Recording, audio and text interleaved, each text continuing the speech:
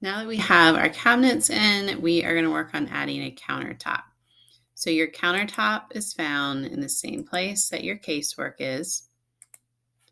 You've got a folder for countertops here. You have, again, several options. So you have a countertop with just a hole for a sink. So for this one, you can put this in and then choose a separate sink to actually put in it. Or you can have a countertop with the sink already included. You have just your standard countertop. You have it for an island with a sink, plain island. You have L-shaped, round sinkhole, square sinkhole, etc. There's lots of options. So let's start with just our basic countertop. All right. So we're going to open this. And again, I'm going to find it in my components. So your countertop is always going to be 24-inch depth. Again, the back of it is where your crosshairs are.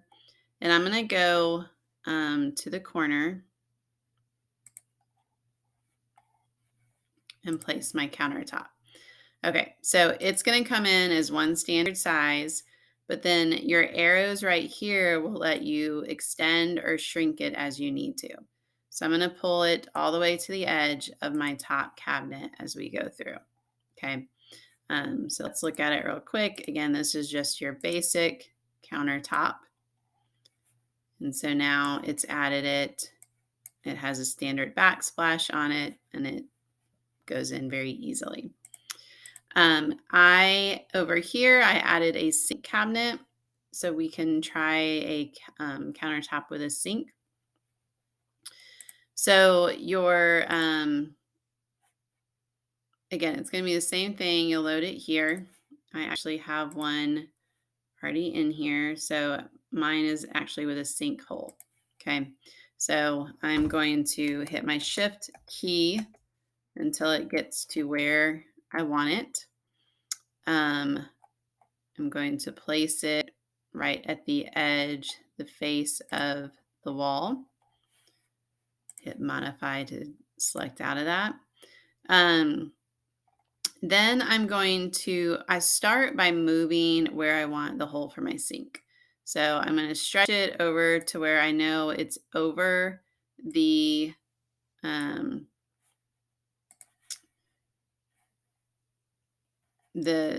base cabinet for the sink. All right. So I'm going to push that down. You can see it's moving this edge as well, which I will come back and adjust that later. The main thing I want to focus on is this hole for the sink and getting it where it needs to be. After that, I can come back and adjust this edge. I will usually pull it a little bit past the edge of the cabinets because you will have some overhang when you don't have another cabinet right next to it. So I place that. And then let's just take a look. And there's not a sink. We just have the hole for the sink at this time.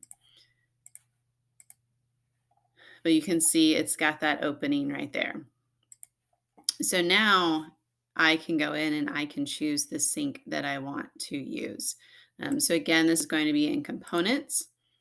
I'm going to go to the plumbing section in the English Imperial Library. You want the architectural and you want fixtures and again, sinks.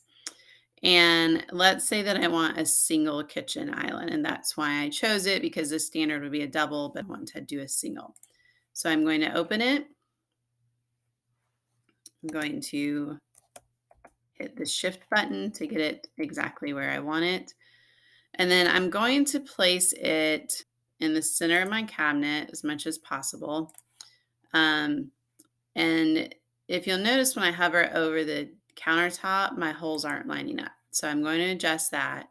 So I'm going to come in again and use my lines to match it up exactly at the edge.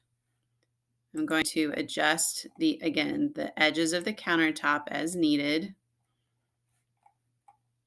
So I just have to shift them just a little bit. And then again, let's take a look at our 3D view with this.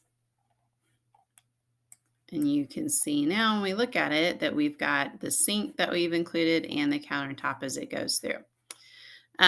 If you are working, if you choose the countertop with the sink included, it's going to work very similarly. So you will move the adjustment for the sink. It'll just move the entire sink and not just the opening for it. And it'll already be built in there.